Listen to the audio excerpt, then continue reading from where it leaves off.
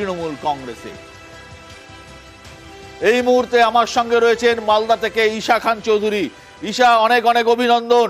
নির্বাচনের আগে আপনার সঙ্গে দেখা হয়েছিল, আপনার বাড়িতে গিয়েছিলাম, তখনই আমরা বলেছিলাম যে মালদা দক্ষিণ আপনি অনেকটাই এগিয়ে রয়েছেন। কেমন লাগছে এই সিট পুনরুদ্ধার করে? ধন্যবাদ, থ্যাংক ইউ।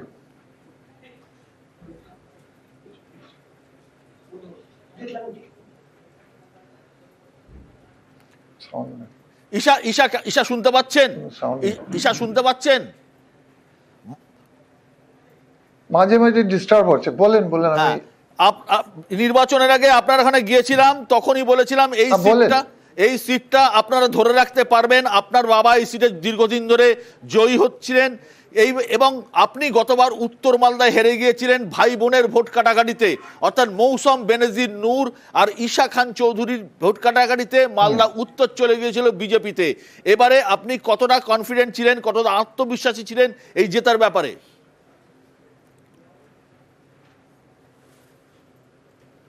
না, অ্যাকচুয়ালি ইলেকশনের সময় আমরা যেভাবে সাহারা পেয়েছি মানুষের কাছে, সব জায়গাতে প্রায় আমাদের কনফিডেন্স খুব বেড়েছেন।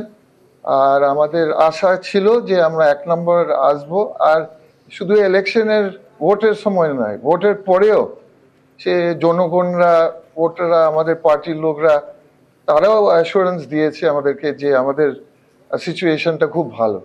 তো আমাদের আশা খুব ছিল যে আমাদের ওই আশাটা হয়ে গেল। আমরা মানুষের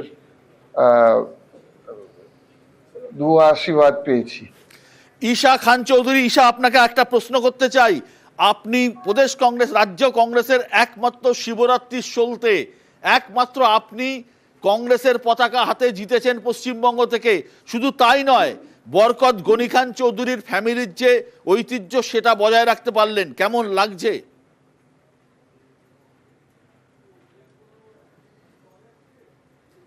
এখানে আমি খুশি যে মানুষ যেভাবে ভালোবাসা দিয়েছেন আমাদেরকে। এটা হয়ে গেল 13 বার। বরকত জেঠু এই সিটটা জিতেছেন প্রায় 8 বার, আমার বাবা তারপরে 4 বার, আর এটা আমার ফার্স্ট টাইম। তো এই যে ভাবে সম্পর্ক আছে মালদার বাসীদের সঙ্গে, এই সম্পর্ক ভোটের সম্পর্ক নয়, এই সম্পর্ক হচ্ছে একটা ভালোবাসার সম্পর্ক। আমার খুব ভালো লাগছে যেভাবে লোকরা আমাকে সুযোগ দিয়েছে। যে সুযোগটা যেভাবে দিয়েছে আমিও কাজ করার চেষ্টা করব, যেভাবে বরকত গনি খান সাহেব যেটুকু করেছেন, যেভাবে ভাবা করেছেন, সেভাবে আমিও করব। ঈশা, আমার শেষ প্রশ্ন।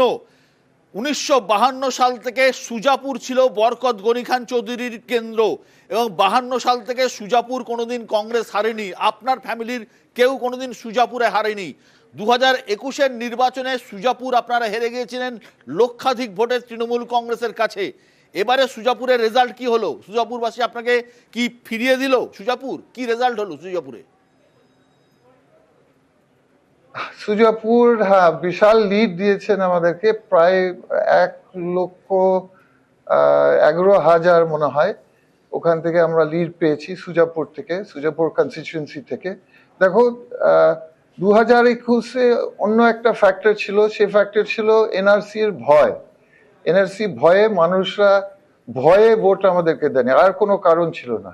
ওই ভালোবাসা ছিল, কিন্তু ভয়ের জন্য, এনআরসির ভয়ের জন্য ওরা ভোট দেয়নি। তো ওই ভয়টা উঠে গেছে, এখন মানুষ ফ্রি মাইন্ডেড ভোট দিয়েছে মালদাতে এবং সুজাপুরে। অনেক অনেক ধন্যবাদ ঈশা খান চৌধুরী আমাদের সঙ্গে থাকার জন্য। ভালো থাকবেন, সুস্থ থাকবেন। সুমন ভট্টাচার্য, মালদা।